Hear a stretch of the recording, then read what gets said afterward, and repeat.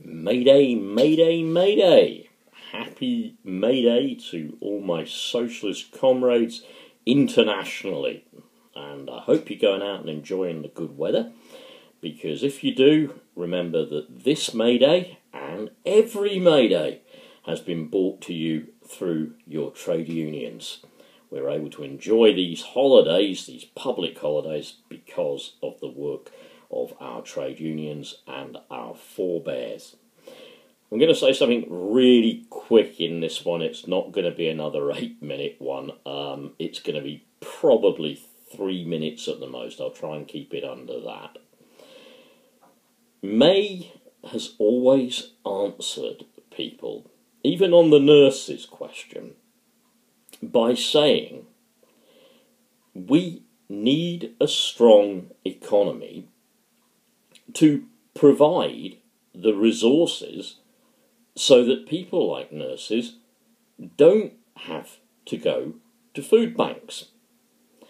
We need a strong economy so we can build the NHS and we can build all these services and schools, and our grammar school policy can go through and our kids can be properly educated.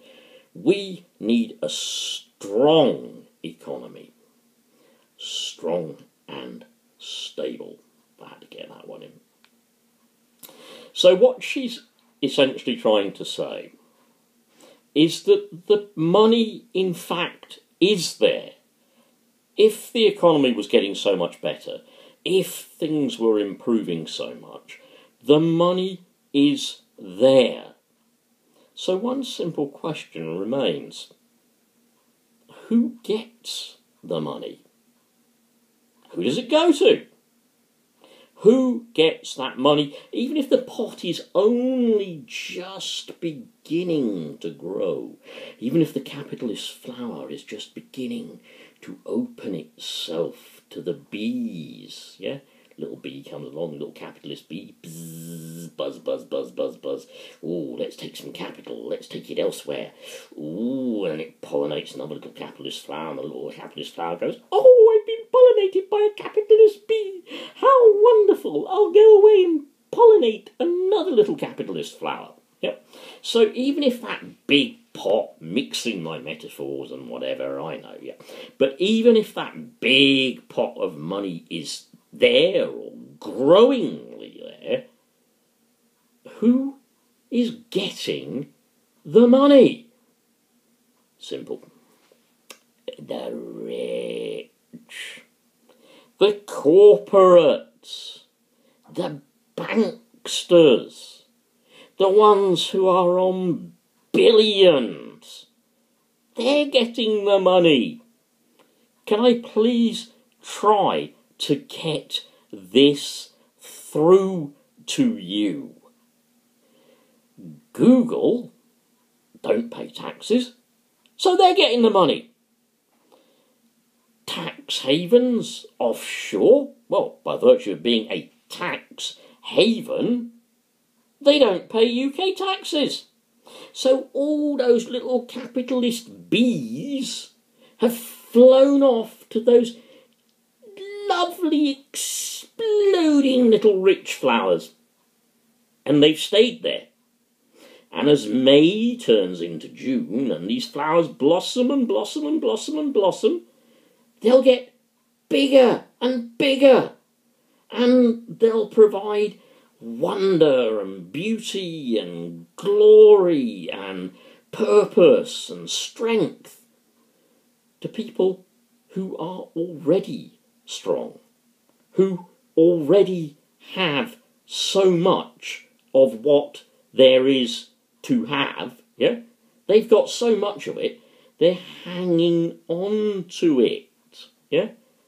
They're keeping it. It's not going to trickle down like rain, or trickle down like trickle down economics. It's all going to go from the top. It's going to go trickle, trickle, trickle, trickle, trickle, trickle, trickle, trickle, trickle, trickle, trickle, and it's going to do the old horse and sparrow stuff. The old horse is going to poo out all that horse shit. It's going to come out, it's going to go poo, poo, poo, poo, poo, poo. And it's going to be eating this big bag of oats, and it's going to poo the horse shit out. And along are going to come, mixing metaphors again, along are going to come the little sparrows, because we're the little sparrows, and we're going to fly down, we're going to go, fly, fly, fly, fly, fly, fly, fly, fly, fly, fly, fly, fly, fly. Ooh, look, horsey turds. Oh, how lovely. Oh, I'll take that back to Mrs. Sparrow, and we can feed our little family of sparrows on horsey turds. Horsey turds from that big horsey there. It's called Horse and Sparrow economics.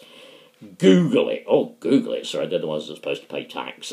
Use Opera or another browser or something like that. Yep. Problem is, with Horse and Sparrow economics, is that when the big corporate horsey has shat out all of his big corporate horse turds, there's no nourishment left in them. So away flies the little sparrow back to Mrs. Sparrow and goes, oh, Mrs. Sparrow, look, I'm so sorry. There is so little nourishment in that our little sparrows are going to die.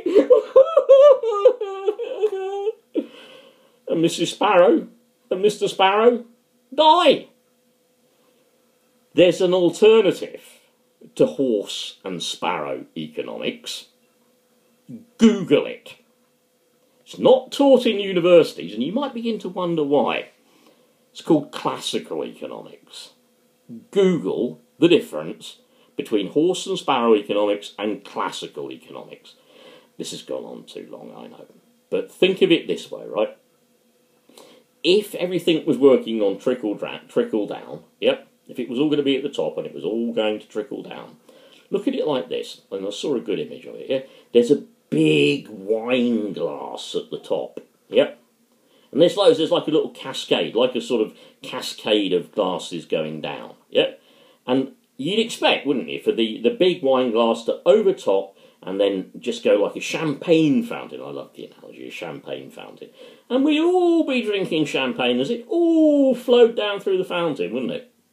Problem is, it all just remains in the big champagne glass at the top. So, you know how to change that. Vote Labour.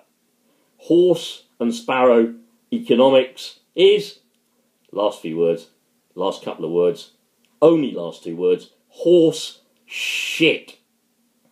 Have a great May Day.